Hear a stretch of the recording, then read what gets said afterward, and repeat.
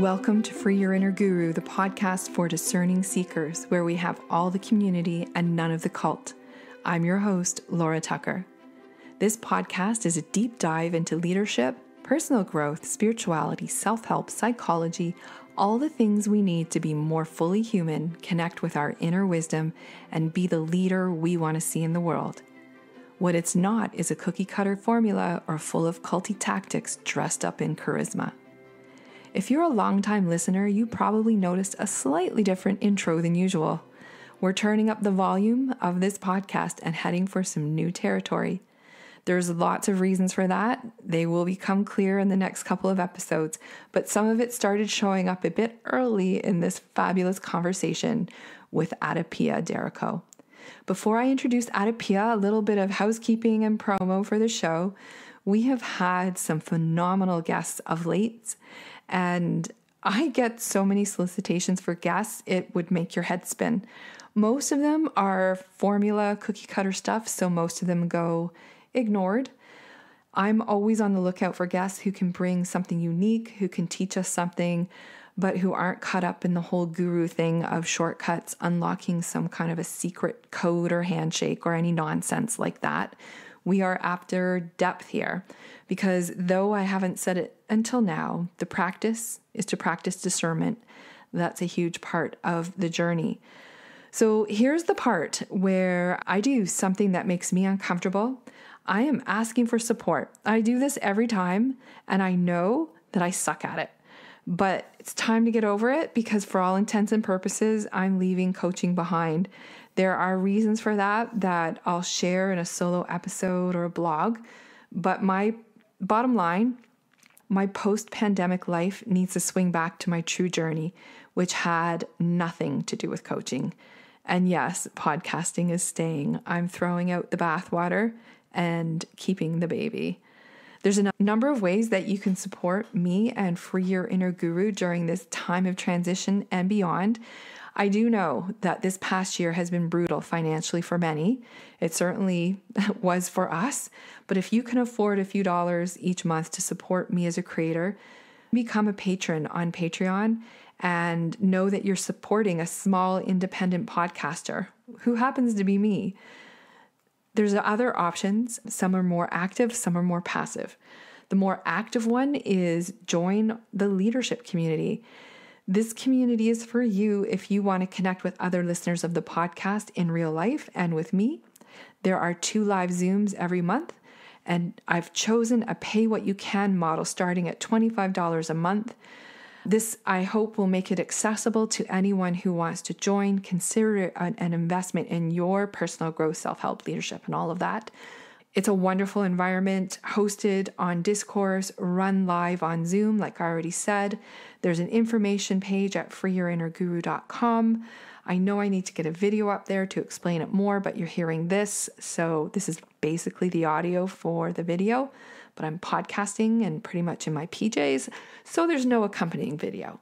Anyhow, there is an information page at Free Your Inner Guru. The community is great value. They're super intelligent, intuitive, kind-hearted, empathetic, compassionate people in the founding group. That is the vibe for the tribe, so to speak.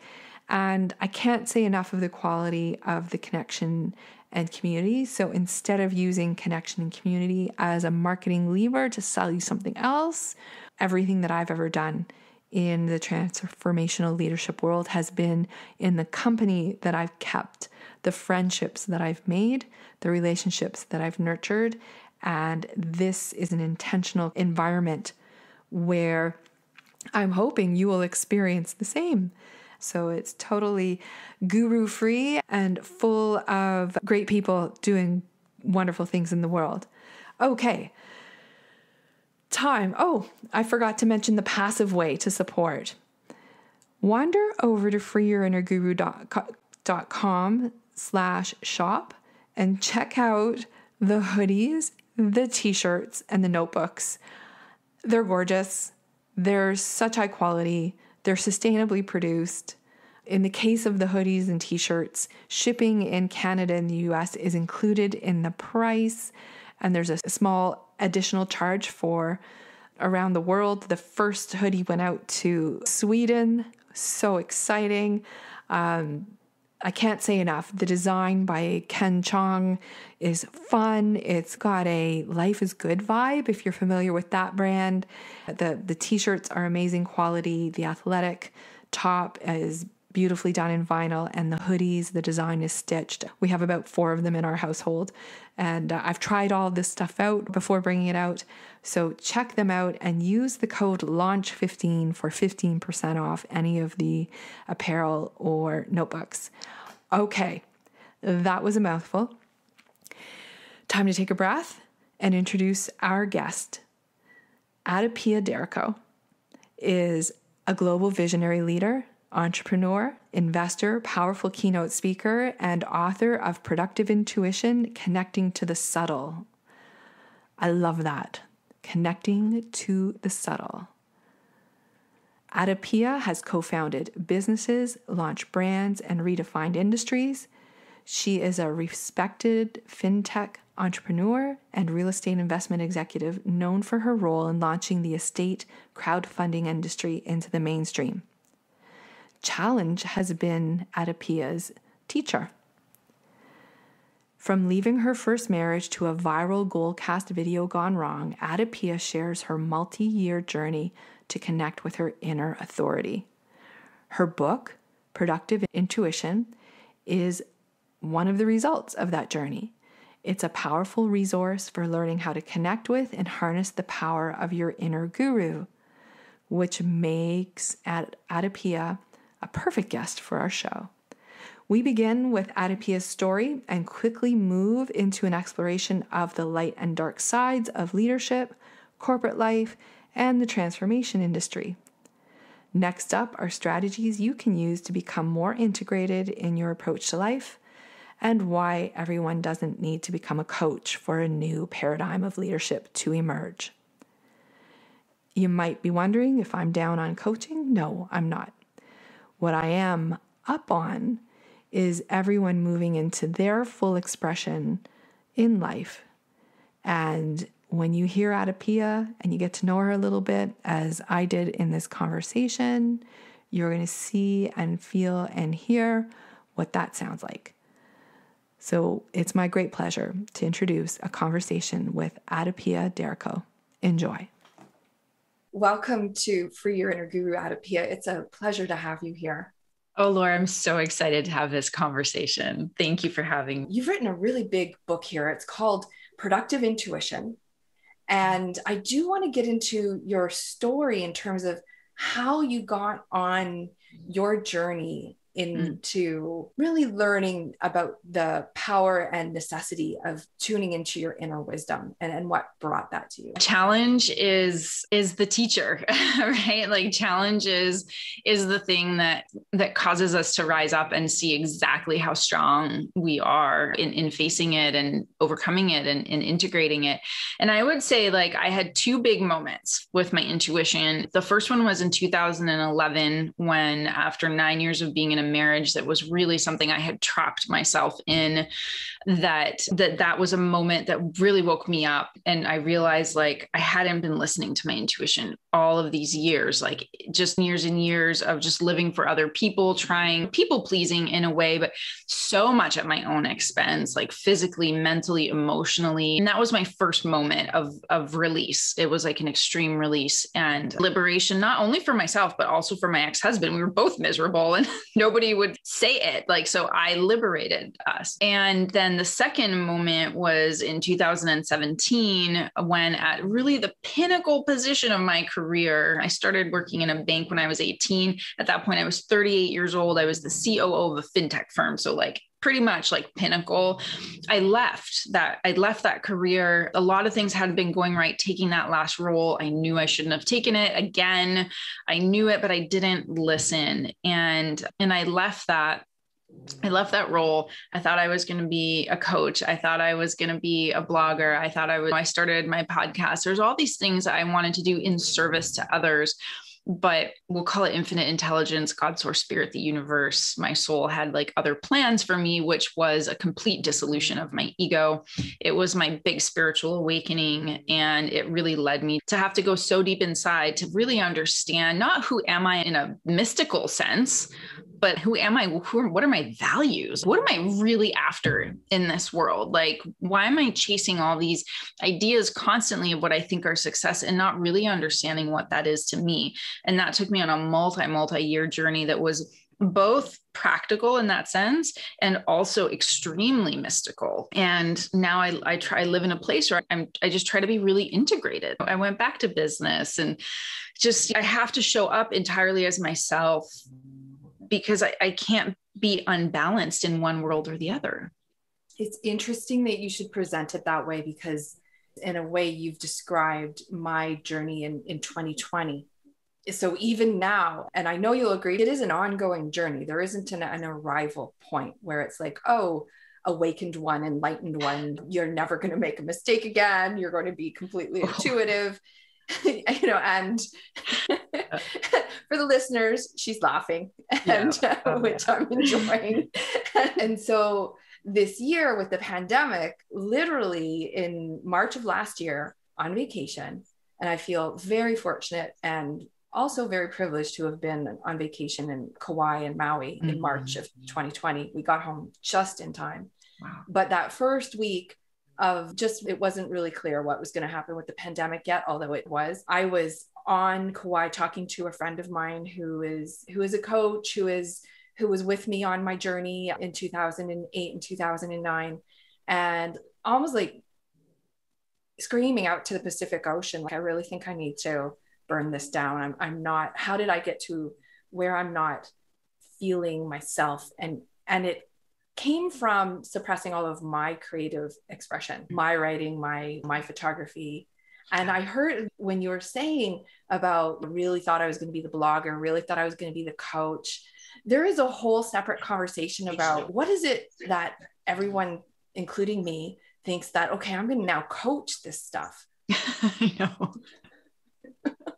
When you're still in it. Yeah, that was me.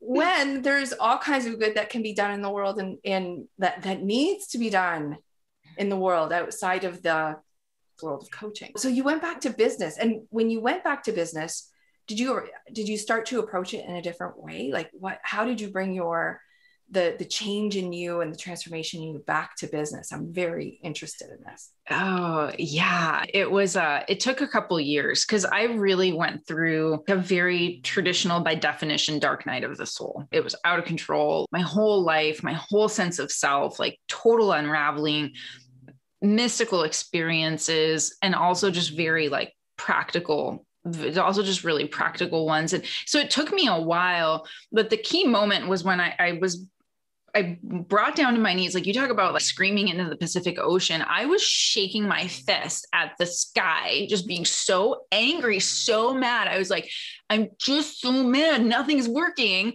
And I said these words and they just came out of my mouth because I was angry. I was unfiltered. And I said, all I want is good partners that want me to be me.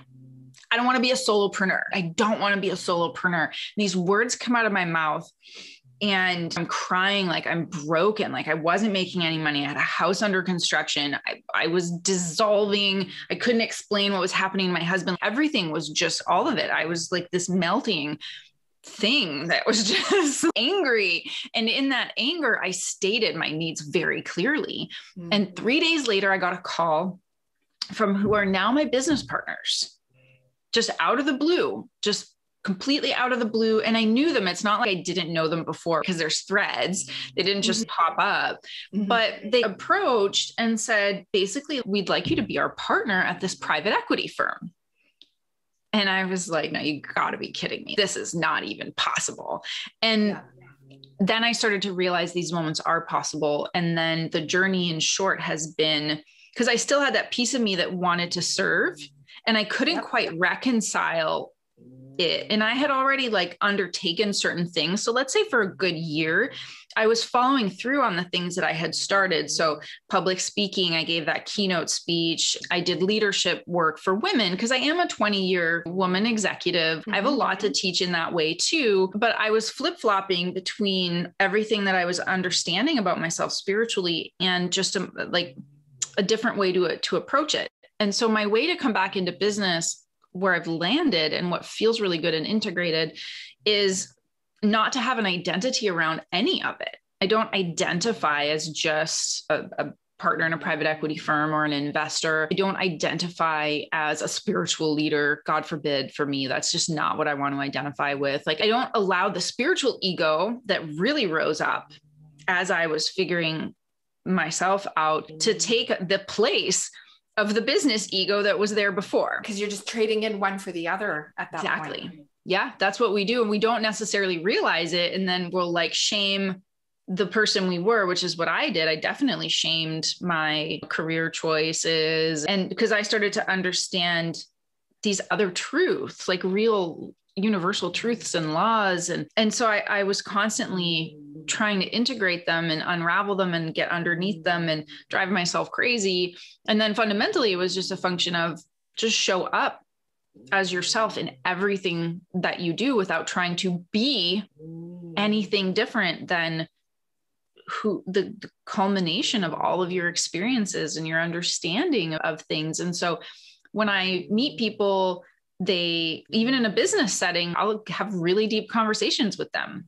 We get into it and it just opens, but I'm not there to preach, but it does come up. And that piece of true authenticity is really being all of yourself and being extremely vulnerable. Like, I tell a lot of my stories because I've had so many challenges and I don't want to with my head and my ego. I certainly don't want to, but I'm compelled to. Where does just to cover off your backstory, because I have a feeling it'll come up later if I don't.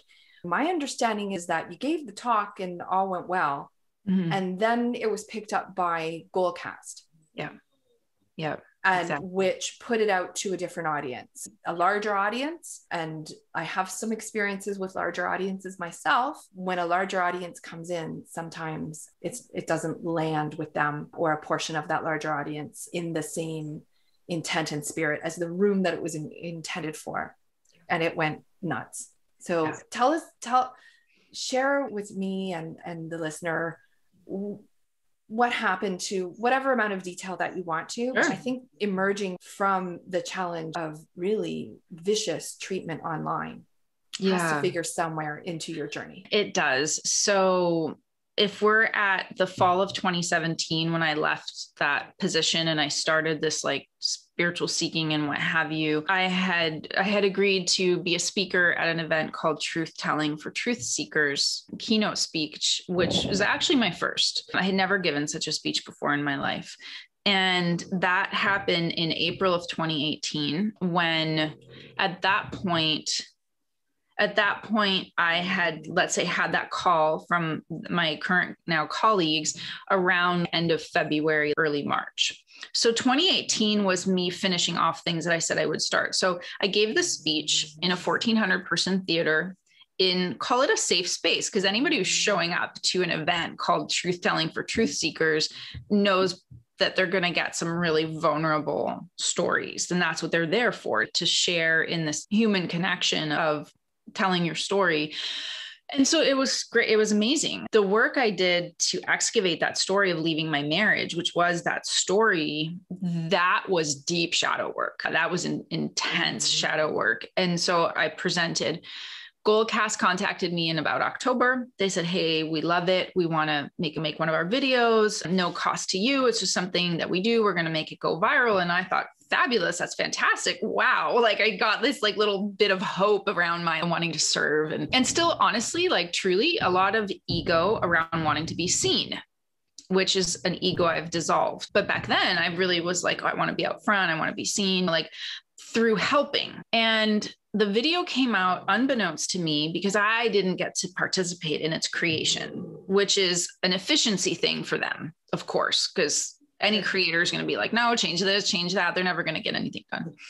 So it comes out, and the first notion of it coming out was I got a random DM in my Facebook saying, "You're a fraud, you're a horrible person, and you should be ashamed of yourself," which pretty much sums up the whole theme of what happened with that video, and the theme of shame being a massive underlying psycho-emotional construct that I've dismantled, because I still held shame around the whole marriage situation. And even though I tried to sidestep it and I tried not blame him, and I took full responsibility for all of it, because my speech was about trusting yourself. My speech was about honoring yourself. And by doing it, though, what I did is I made myself a perpetrator in a lot of people's eyes. And so this video has 40 million views by now.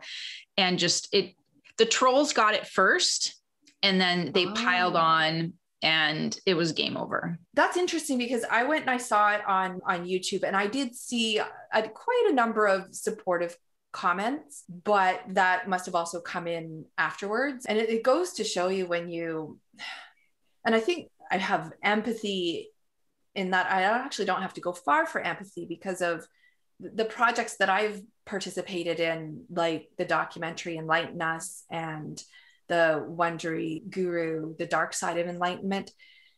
I didn't have control, the creative control, storyline control, or any kind of sense of timing control. I showed up and, just as I do, did the best I could to represent, myself, represent my peers, speak as I perceive it to truth, and just show up and have that story be present in the world. And then it's never gone to trolls, but it's definitely been construed in ways that I was very deeply uncomfortable with, and caused years of distress, which recently I have begun to deconstruct, which brings me back. I jotted down, you used some language there that I want to clarify and get into with you a little bit. You talked about the ego dissolution, or I've dissolved that. Can you explain what you mean by that? It's not language I would necessarily use. However, I think it might do a very good job of describing what's happening right now with this darker, heavier, shamey aspect. Oh yeah. Okay. For sure. Okay. So we'll get into it. Let's see if I can into it. Yeah. Because its language is limiting.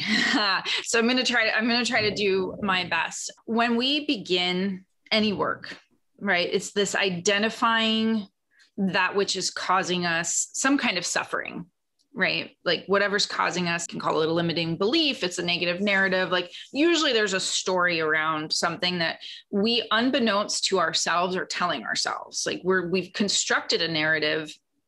We've taken us a very fixated, crystallized position. Other people have their crystallized roles and positions in everything that's happened. So it's a binary perspective, essentially. To identify it, to name it, is the first step in being able to start to dissolve it. Or you can think of it as like unraveling, like you start to, that's the first piece, and you unstick the stitch, and then it'll start to come apart slowly, and you want to pull it apart. The pulling apart is going into it. It's going into that story, going into that. It's usually something in the past, right? So it's like going into it. I call it a process of compassionate re-experiencing, which means seeing yourself with deep compassion. It's not re-experiencing to like feel it again and to feel all the shame come up again, because most of the time what's crystallizing it in place is shame and self-judgment. All the time. When we can see it, and when we can see ourselves for who we were at that time, and really with love, to really see what we thought about ourselves is actually completely incorrect. We've told the story, but really if we look at it with the lens of compassion, I think you said this earlier, we've always just, all the time we're doing the best that we can.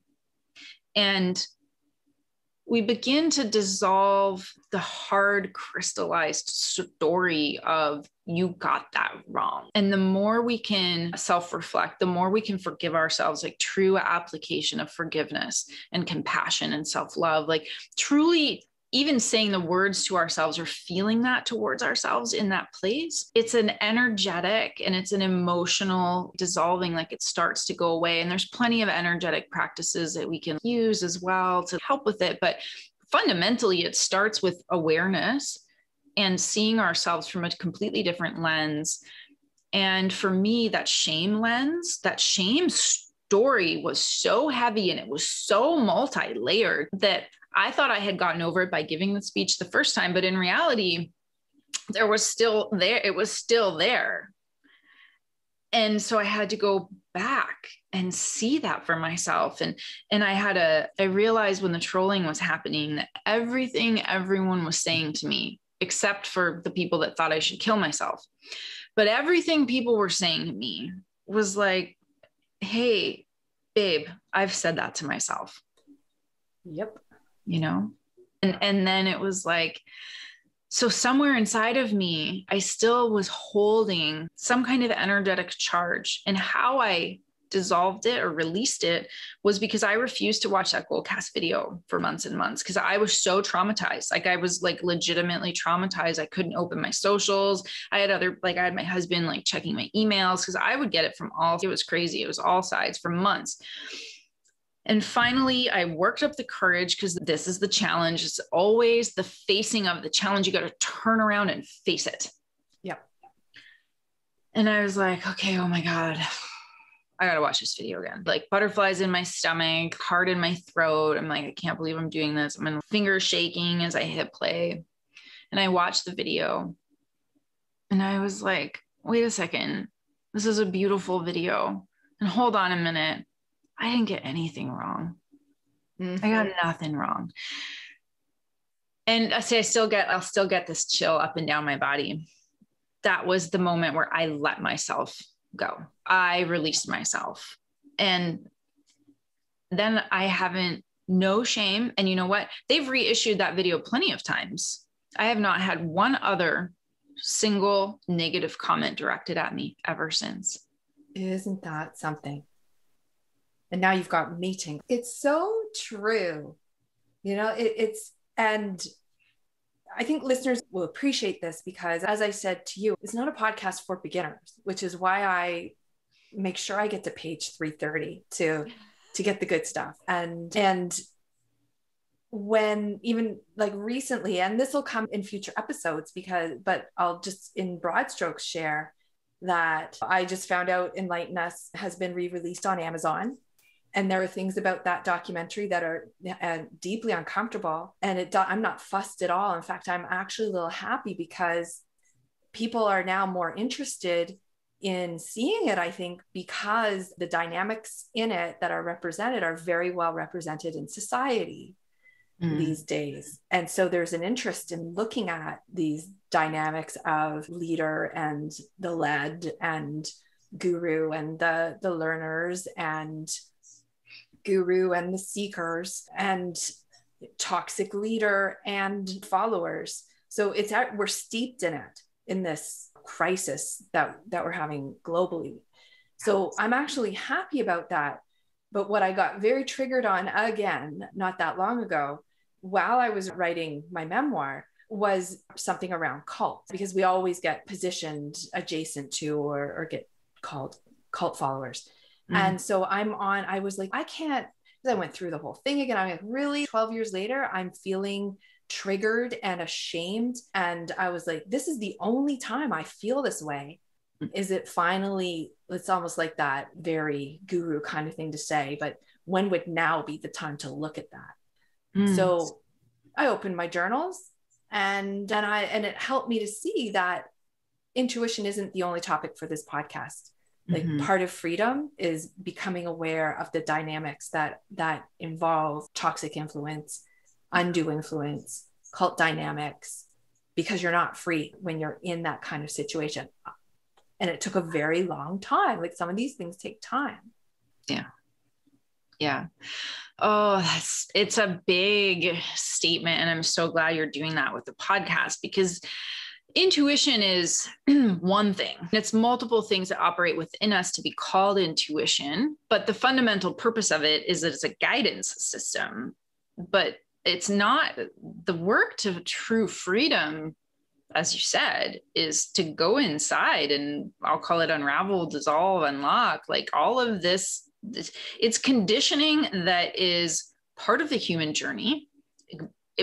And we can't escape it because we literally are in a hypnotic brainwave state for the first 7 years of our lives. There's like plenty of science around this, and psychologists have been talking about it forever. And so we pick up from other people, from the world around us, and then we live that life. We're not living our own life until we go inside and dismantle all of it. And 2020 was a great example of deeply embedded conditioning that finally came up for people to see, which was shocking. Like, I'm here in LA, I'm in the US. And so I'm speaking specifically about the deeply embedded racism.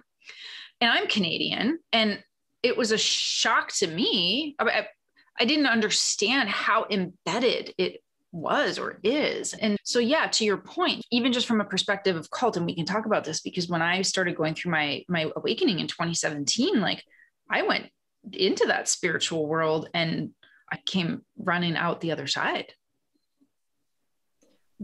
And you allude to something like that early on, and it's to me, and I'm very sensitive to it. So I'll pick up on it, then ask myself, all right, am I making this up? And then watch it through the book. So you've woven this sub narrative around, and I have on my notes here, dark trend and transformation from early on. And is that what you meant by that?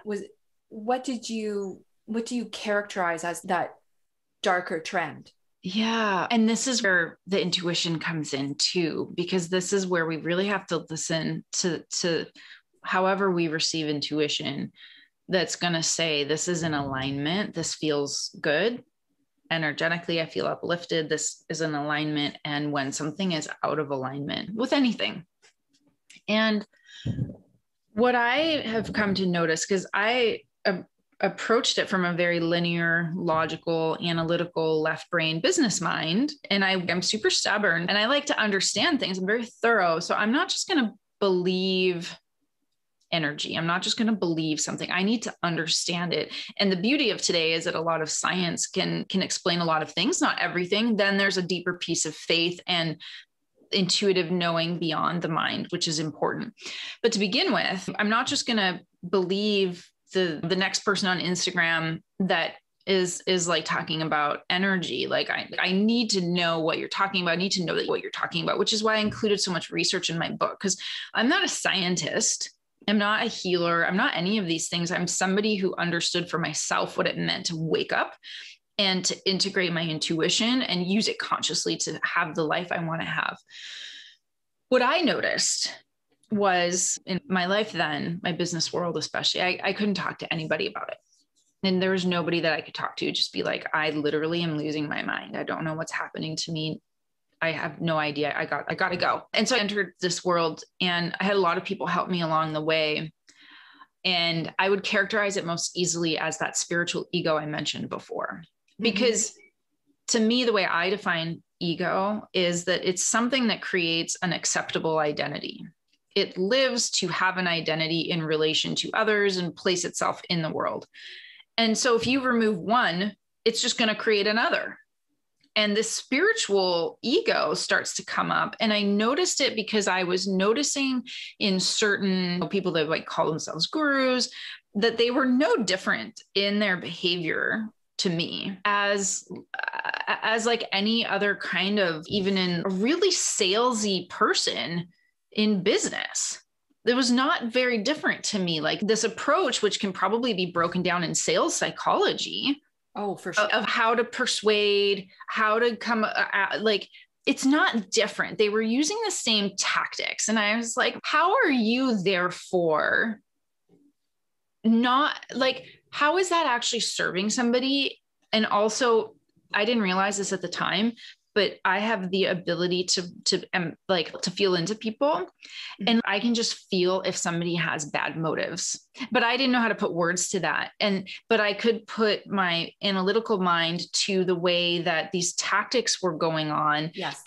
I've been subject to. I lost my life savings to fraud because I was subsumed by that kind of psychological terrorism. And I'm like, you're doing the same thing. So how are you in a place of goodness? You raise, I think, a very important aspect of this, which is having that prior informing experience.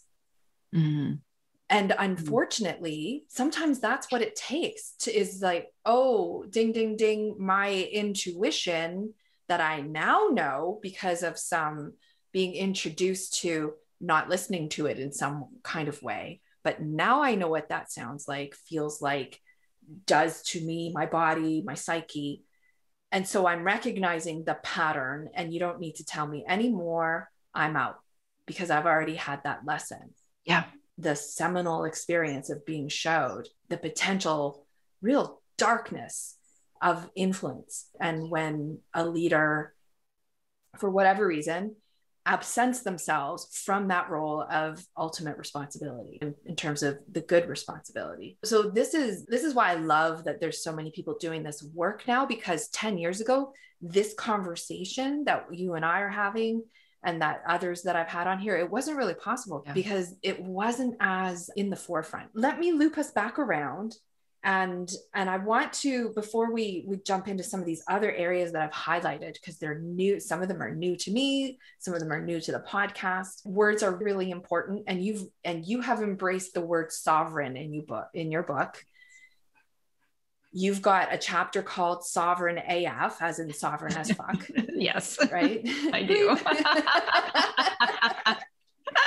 And I used to like hashtag things, self-sovereignty, self-sovereign, this and that. And I've backed off them because this language has been co-opted by part of this darker side. So and whenever something comes across and it's about sovereignty, I have to do my due diligence because it's been co-opted by QAnon. It's been co-opted by the alt-right. It's been co-opted by the alt-wellness. So let's jump in with, what do you mean by self-sovereignty? And then let's have a conversation about how that relates to intuition and productive intuition. Yeah. Wow. I didn't know it had been co-opted by those groups. I see. And this is one thing I will say, research is great. And sometimes we can research ourselves out of our own like path as well. But yeah, to me, sovereign is very similar to the original word, a definition of virgin, which is like a person whole unto themselves, like a person that is like fully self-responsible, fully self-empowered, and fully self-aware. To be sovereign means to be able to practice a level of discernment that allows us to say, oh, that's a place I don't want to go. I don't trust that person. Sovereign is the epitome of having inner authority, which I talk about in the book, like connecting to your inner authority so that your sense of validation is internally oriented. It's always coming from within. And no matter whether it's an institution, an authority, an expert, a guru, I don't care who it is on the outside, they don't have authority over you. It's really important. Sovereignty is the same as like people have opinions, right? They're allowed to have opinions, but you get to choose whether to listen or take action. It's totally always your choice. And it's really about understanding how powerful that choice is, of really such power in choosing to say, that's not for me. And sovereign to me is that it's just completely self-contained in the ability to decide and take action on those decisions in a fully self-responsible manner. And I think part of the reason that this conversation is important is that the systems and structures in society and traditional leadership have got that inverted or turned inside out, so that everything is literally outside in, and positional authority is a real thing. If somebody's your boss, or if you're someone's boss or priest or teacher, or has that parent, you have that positional authority, that person who doesn't have it, it's very challenging in those experiences or in those dynamics to assert your sovereign authority. Yeah, it is. Yeah. It's an extra layer. Yeah. I have a stepson, and I'm just thinking about him. The expression of a teenager is to carve out their sovereignty of their personality and themselves from their parents. And that's deeply, it's uncomfortable for everybody. Yeah. Can you relate to that from either a time where you were in a position where it was difficult because of circumstance, power, or dynamic to assert that authority? Oh yeah. Or And to claim that space for yourself? Oh, 100%. And I'm glad you bring it up because it's not like easy and it's not always possible. And that's where I will always flip back to like choice and discernment, because not in every situation will we be able to like fully completely be free, let's say, but freedom is truly how you think of being free. It's so subjective. It's a really big concept, but I will say this, what action can you take within a situation where you don't have total control? Because yeah, maybe you have a boss and that's the way it goes, but how can you reframe it so that the choice that you're making about something is still your choice to make? It's really about shifting out of this idea that I'm a victim and into the idea that I'm empowered to make a choice about it. Mm-hmm. And if I choose that, well, I need this job because I need the money and I don't like that said person tells me to do things in a certain way, maybe I can talk to that person and say, hey, I don't like the way you say that. Because the thing is that, right? It's the way somebody approaches it. And my whole issue with, let's say, like distorted or toxic leadership or toxic authority is that it's imposed. I will rise up against anything that's imposed. It's just in my nature. I hate it. Don't tell me what to do. Ask me. It's delivery. It's communication. It's like really basic principles, right? And so it's respect. Oh, right? It's so much about respect. Yeah.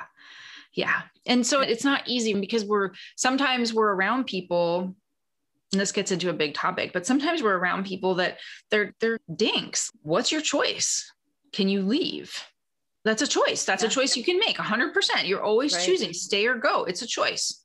And if you can't leave, do you have an opportunity to not go back? Like if you can't leave in that, I know this is intangible talk, but I can think of any number of situations where it's been like, I don't have the power to change this right now. Yeah. But I certainly don't need to participate in the future. I don't need to talk myself out of it and make it okay in order to belong and be in that external validation. Yeah. Yeah. And that's what, to go back to the guru stuff and like the toxic on that side, is they're preying on, same as extremists, preying on your sense of wanting to belong. Yeah. And that is 100% when you're in external validation, which is why the practice is always to come back and to love yourself so much that you trust yourself and you trust that within you, that authority that's within you, and discernment. It's so much of it is discernment and like understanding, oh, do I want that person's validation? And it's okay if you do. This is like a no shame exercise. Like you got to ditch all that shame. If you do, that's fine. Ask yourself why. We don't go into that shadow piece. We don't go into the pieces that feel sticky and yucky, but that's exactly where we're going to find all our answers and so much of our freedom is just go right in there and just say, like, why do I want this? Like, why do I want that person's approval or validation? What is it in me? And usually it's what's lacking is self-love. And I know that sounds like such a platitude, but it's true, because love is not just like a mushy thing, but it's like loving yourself as in loving the strength of yourself, being strong in yourself, like trusting yourself. It's just like, I got this. There's so much to love that is just being grateful for being alive. There's so many things to it. And when we start to redirect all that energy from out there into in here, and we give that to ourselves, it's a very powerful ongoing practice that rewires everything from the brain to our emotional responses and all the way out to an energetic and a spiritual place, because we start to feel very differently about ourselves. And then all of a sudden there's apparent magic. There's the ability to manifest things. There's the ability to call in what you need to command the universe, like truly, but you got to go in first. As I'm listening, I'm intuiting that one of the ways that we can be of service is to talk about what it's like to, and I have a reference here from the book. I might flip it open while I'm listening to you, but I made a note about your early awakening stage. this can apply for anybody because we're coming back around, like that spiral of come back around to either not leveling up, but growth and expanding. But what this goes down to, you're referring to an early part of your process, and it's in the chapter on meaning and alignment. Mm-hmm. It's when I first started going through the awakening process, I imagined that I'd given up my real life, my financial career, and my place in society. I eschewed materialism and embarrassingly judged my world for being a left brain matrix enslavement culture of evil white men. Of course, I now understand how harmful that line of judgmental reasoning is. And at the time, I thought everything about me was wrong because that had been my unconscious understanding of the world I operated within it. Like an iceberg, I had only been focused on the small portion of what was visible above the waterline, when the bulk, the breadth, and the depth of who I truly am was beneath the surface. Mm. And I made a note, and something I'm exploring and to put into some kind of a construct around, and in my mind, I'm calling it spiritual maturity, right? Like in that early stage where we have to throw off the old and really throw it off before finding a way to put it back on again. Yeah.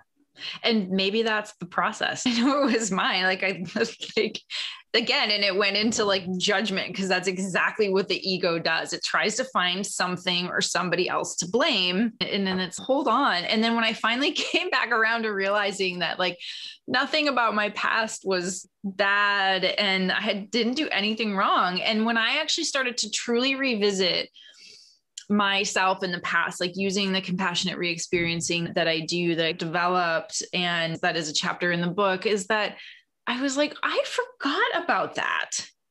I wasn't telling myself the story about the good things because I had just zeroed in on all the bad things. That's what we do. We're like one single pointed focus. That's the ego. And it's never gonna, and it's not gonna try to expand perception. That's the realm of, I'll call it soul, or just like an empowered psyche, just to hold on a minute. I can't believe that I had that all wrong. And even though maybe there's like times in our lives where we do things and we didn't have the best intentions, fine. No one's an angel, but for the most part, the things that we think of ourselves as being so horrible and we're such horrible people are just outright lies that we tell ourselves. Yeah, I think there is something to it. And I wish somebody, and I think as I'm thinking a lot about, okay, what would responsible community building look like? What would responsible guidance and leadership look like? And I know what it wouldn't look like. It wouldn't look like a ton of sales tactics followed by dripping out a pearl of half-baked wisdom now and again. And then the other half of it, you pay for the next thing. And there's so many examples of what it's not. But if somebody said, okay, you're going to go on a bit of a journey here when some of your blinders come off, or all of them at once. And there's going to be this stage, and the stage it could be compared to almost childlike, because you're going to reject, or teenager, you're going to reject what was familiar and you're going to dive into the new. And for a time, you're going to put on the goggle of the new.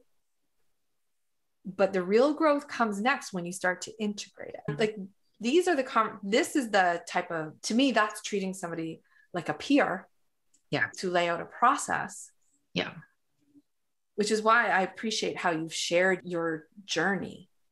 Oh, thank you. In the first person, because it's pretty transparent from that point of view. Yeah. Yeah.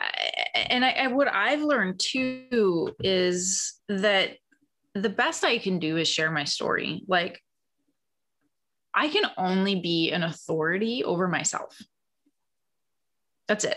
I have no authority over anybody else. We have societal constructs that tell us that there is such a thing, but truly there's not, because there's stories of whether it's prisoners or monks or people who've suffered greatly, but always felt very free because they never let whatever they were going through externally take away their sense of sovereignty, of self-responsibility. And that doesn't mean that you succumb or that you're a victim.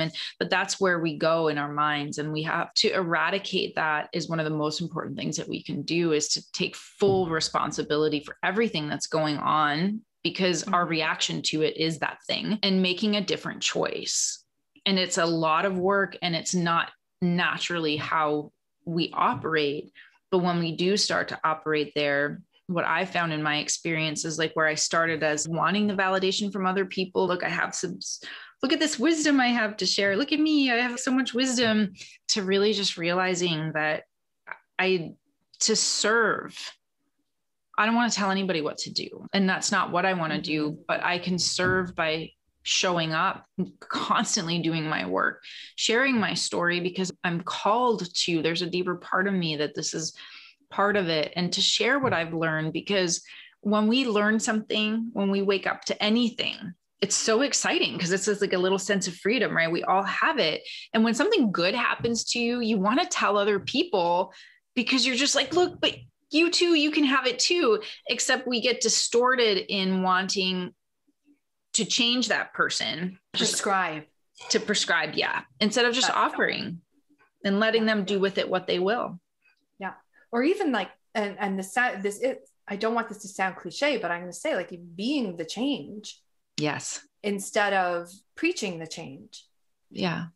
That's been a real moment for me to look at. Where am I not being it? That's what sat my ass down and got me writing and pulling out my camera again. Because when I explored those early days of my journey, every single time I did an exercise or wrote in my journal, which I wrote copious amounts. I'm a note taker. And I think nobody will be surprised at that. But every single time it was always about designing my life so that I could travel more, bring photography into it, leave my consulting and life. I'd already left corporate life, and to live a more creative existence.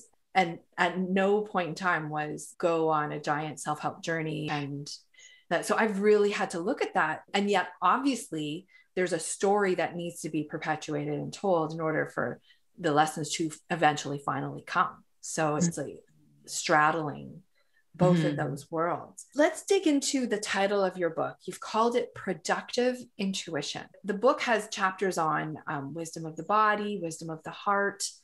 There's a whole, I want to talk to you about the heart and all of that. But like this idea of what intuition brings to being quote unquote productive, you've chosen it as your title. So it's obviously meaningful to you. Please share where that comes from and how you developed that. Sure. It's a bit of a function of what appear to be two opposites, productivity being really linear and intuition being nonlinear. And so it really encompasses my whole journey, which is integrating. And it's integrating the left brain and the right brain. It's integrating my ego, human self with my spiritual divine self. That's been my understanding.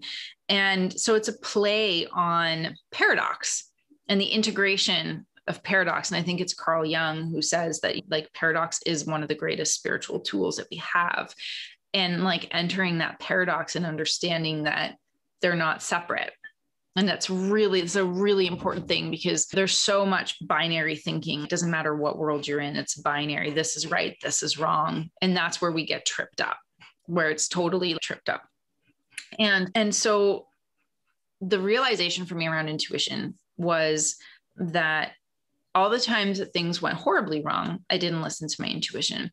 And then, so I explored that first because I tend to go there first. For whatever reason, like I just go into that because it's, wait a second, all the best things, which is like 99% of my life, I was listening to my intuition. So no, it's not true that I didn't have it or I wasn't listening to it. I 100% was, just not 100% of the time. And so that led me into this world of, but how was I doing it?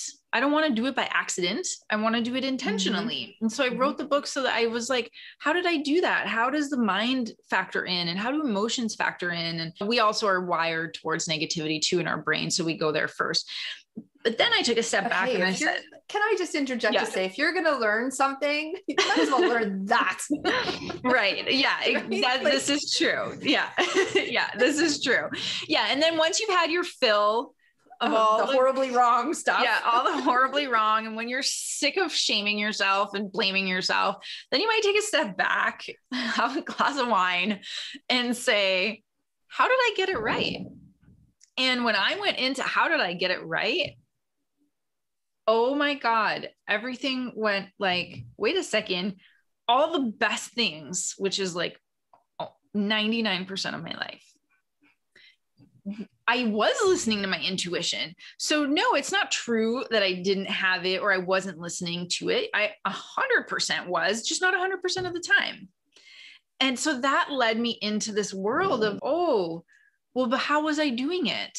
I don't want to do it by accident. I want to do it intentionally. And so I wrote the book so that I was like, how did I do that? How does the mind factor in and how do emotions factor in? And definitely the heart and energy and spirit and all that.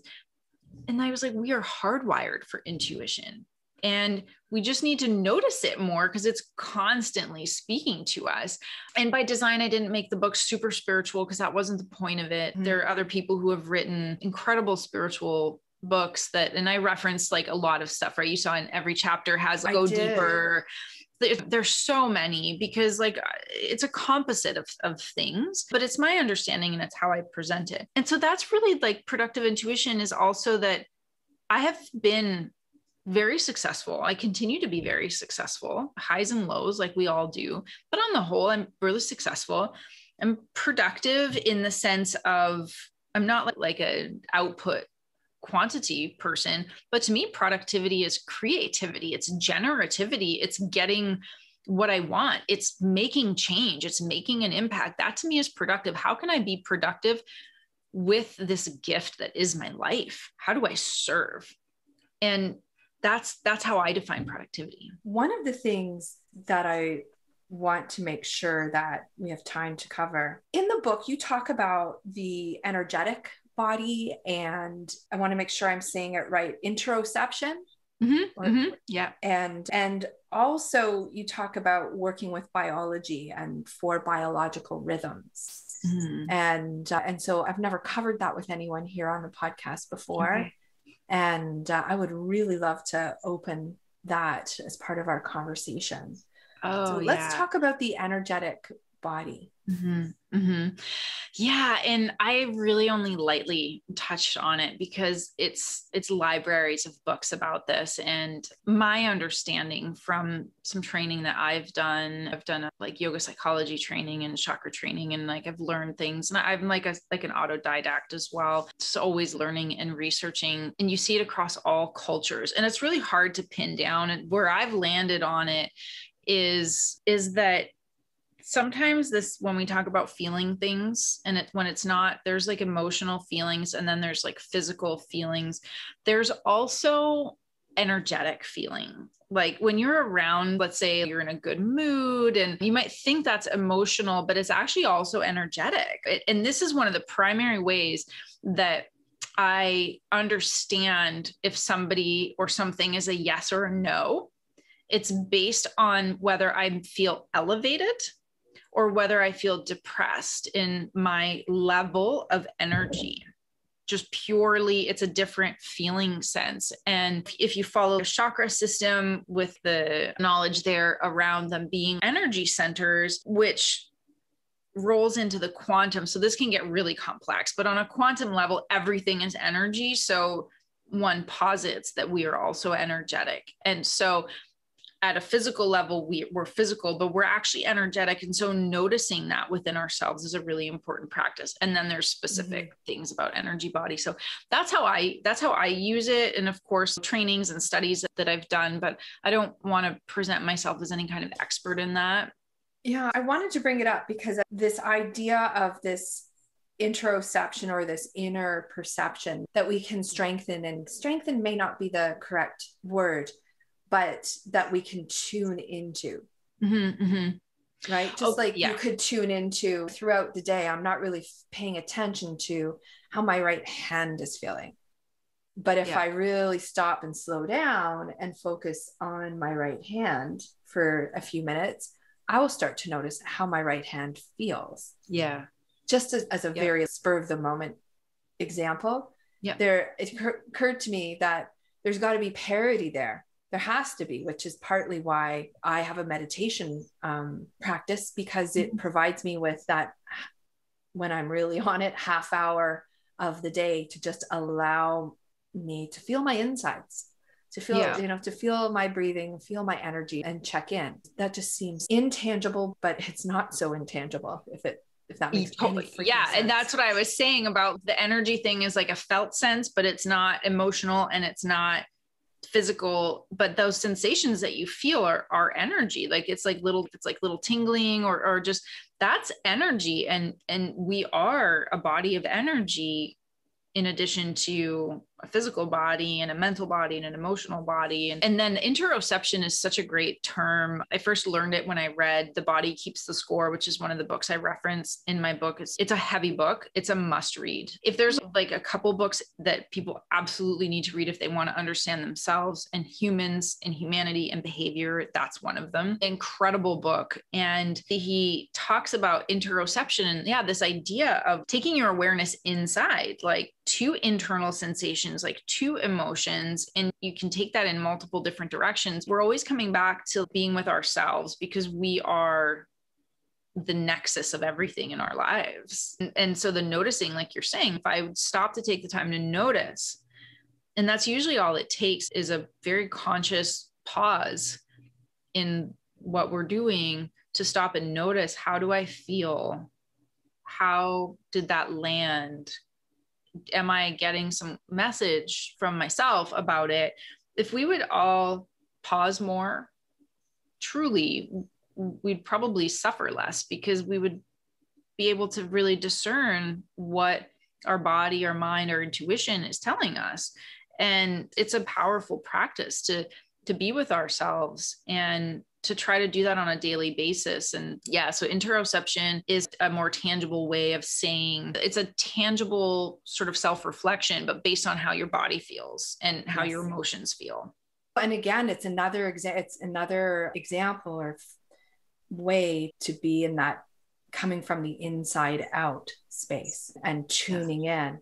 I find that lately, as I'm trying to put some words to a few things, that it seems like even more so, everything has just got amped up in this last year with the pandemic, and it's ripped the lid off of so many systemic issues above and beyond the systemic issues that were coming to the forefront anyways.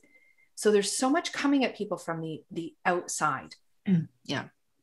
And I'm thinking about the leaders now, and you're a leader, I'm a leader, and people are having to navigate either in a business environment, a family environment, and a leader is really responsible for the well-being or performance or literal health and life of other people. Mm-hmm. How do you think about where leadership has been in terms of old paradigm leadership and where it's going? Mm-hmm. Oh, such a good question. Yeah. And COVID really broke the lid open on true leadership. And I think we're most definitely moving out of a purely hierarchical form of leadership into a very horizontal mode of leadership, and leadership that is open and authentic, as in willing to admit that it doesn't know everything, willing to admit that it's learning, willing to admit the opinions and the experience of others. Leadership that is unafraid of admitting that it doesn't know. If we're talking about leading others, it's the ability to inspire. And most importantly, it's the ability to lead yourself. Because again, the only person that's going to follow you is you. And so you have to be able, if you have any want of influence on others, you can only take them as far as you're willing to take yourself. So how far are you willing to go in yourself? And the more we go in ourselves and the more we see ourselves and the more we live into the fullness of our story, the more we come back and go, yeah, wow, I'm still learning who I am. If you want to be with me on this journey, let's do it. But I am not here to tell you who you are. And in the business sense, leadership has altered to be more human. Zoom made everybody more human. like in a really practical sense, right? Like it was like dogs and kids and bedrooms and mostly like bad angles. Yeah, like lighting and like not putting mute on when you go to the toilet, like things like really like things like that, Yep. where suddenly there's permission to be a 100% human being and not to look like my headshot, to act like what my headshot looks like or what somebody conceives. I'm on LinkedIn a lot for work, of course. And sometimes you have people that will comment on some people's posts and say that doesn't belong here. LinkedIn is just for work. And it's you've misunderstood. LinkedIn is a community. And if I can't show you 100% of who I am, that's okay. That's your opinion. But to create this very limited idea of what anything is or should be is the whole problem. And that's actually, that reminds me of when I was in the corporate world, and my dissonance, I did not have these words for this back then. I left teaching when I was just turning 30. And that's, honest to God, that's almost 25 years ago. But you look amazing. Well, thank you. But how did that happen? but anyways, but the dissonance on coming from an environment of when you're a teacher, and I was teaching high school, so it's like skin to the pavement every single day. I was a young teacher too. All I had really was just showing up and being feisty and commanding respect, because I didn't have the status or stature or even really look that much older than they did. And so from that to corporate, where literally I often think of that movie, A League of Their Own, where there's no crying in baseball, right? Like in my corporate world, and I just may have dated us, sorry. It's a great movie to see that Tom Hanks moment. I was like, there's no crying in baseball. But he's coaching, like, people cry for all kinds of different reasons. Yeah. And like emotion was not appreciated. And that's when I was navigating depression at that time. And so that meant my eventual departure from that world, because there was just nothing there that was going to support what I needed it to be. And it was very difficult, but lots of great stuff came with it. But I really do think that ethic, I'm encouraged to hear you say that you see that this is where it's going. I think it's still a very mixed bag out there, because it's a big world and there's a lot of entrenched behavior and structure and so forth. But I think people coming up now, maybe they won't have to leave in order to survive. Maybe they'll be able to say, hey, I've seen that this isn't right. This isn't the way. And I'm going to lead differently and advance differently. Yeah. And what that brings up too is, to go back to what we were saying about leaving and choice, is that it is a mixed bag. And I can tell people, I work in the investment industry, and there's a lot of amazing people, very awake people doing incredible work, building their wealth, but also doing a lot of other amazing things. There are a lot of people out there that you can choose. If you're working, let me put it this way, if you're working for somebody and they're mistreating you, you can leave, and you can find people who don't ascribe to that archaic idea of leadership. They are out there. You have to be willing to look for them and to admit that and to open up to it. Every time I've left a job or a career, I've always ended up somewhere else that isn't necessarily better, but it kind of is better than where I was before. There's a whole big conversation around leaving and death and grieving and like being afraid of leaving something that you know. And then, but what if something better's on the horizon? And like right now, I know that the media is telling us that so many things are bad. And yes, there's a lot of things that are not good, but there's so much that is.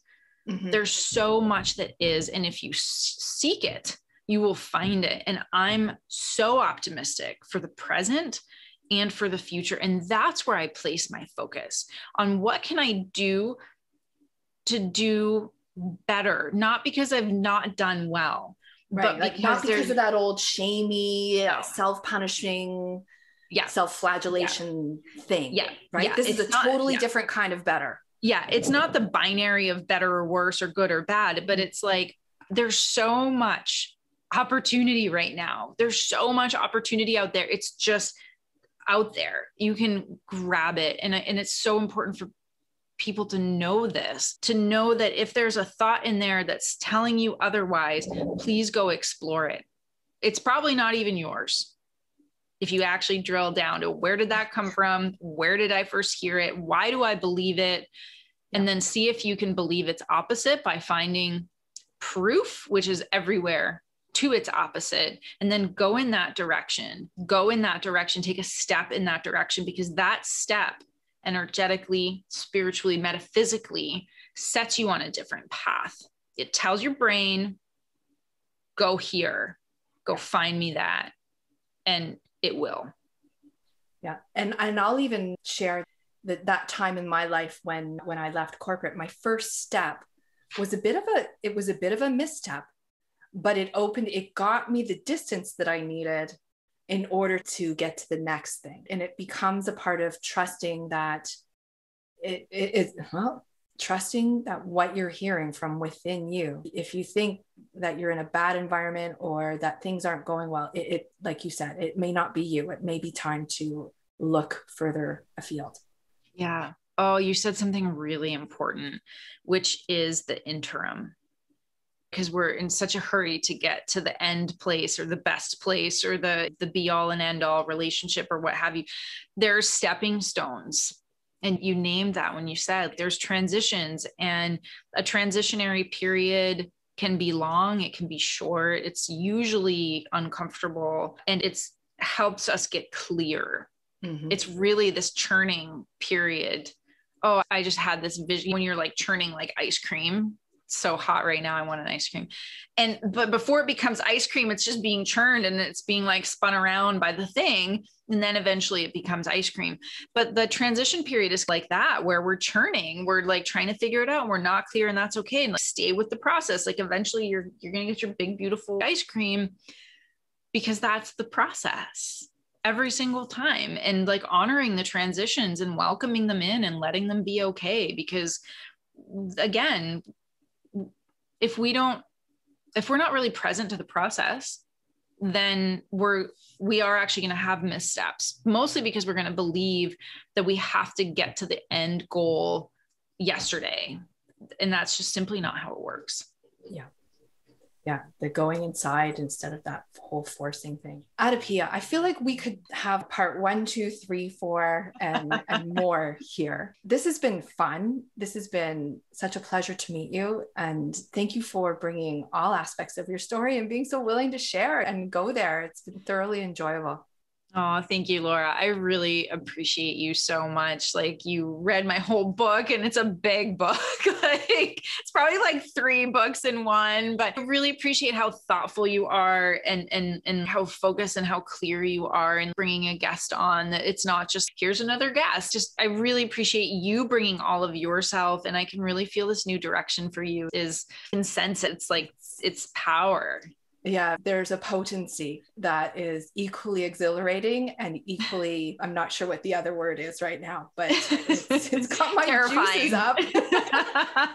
That's that paradox. Like, get in that, like Carl Jung says, get in there. Totally. This will actually be a wonderful, speaking of interim and transition, this turned into a perfect episode to set that up. So thank you so much for being willing and for recognizing the effort, because I am a holdout. I can't be part of the mill. I'm not going to be a content mill, although sometimes it feels a little bit like it. No, I got to read it. I want to get to the meat and the core. Thanks for putting out some work of substance. Oh, thank you so much. Big gratitude. Yeah, for you too. Thanks. And thank you for being here. I know you've got a ton of choice in the podcast universe. If you found this conversation or other episodes of Free Your Inner Guru to be valuable, I have a request. There's 3 things that help a podcast grow. The first is when you tell other podcast listeners about Free Your Inner Guru and spread the word. The second is when you subscribe on your podcast app or at freeyourinnerguru.com. And the third is when you leave a rating and a review. If you'd like to actively support the podcast, please visit freeyourinnerguru.com, where you can shop the t-shirts, hoodies, and notebooks, become a supporting patron, and learn more about the leadership community. Until next time, I'm Laura Tucker, signing off for Free Your Inner Guru.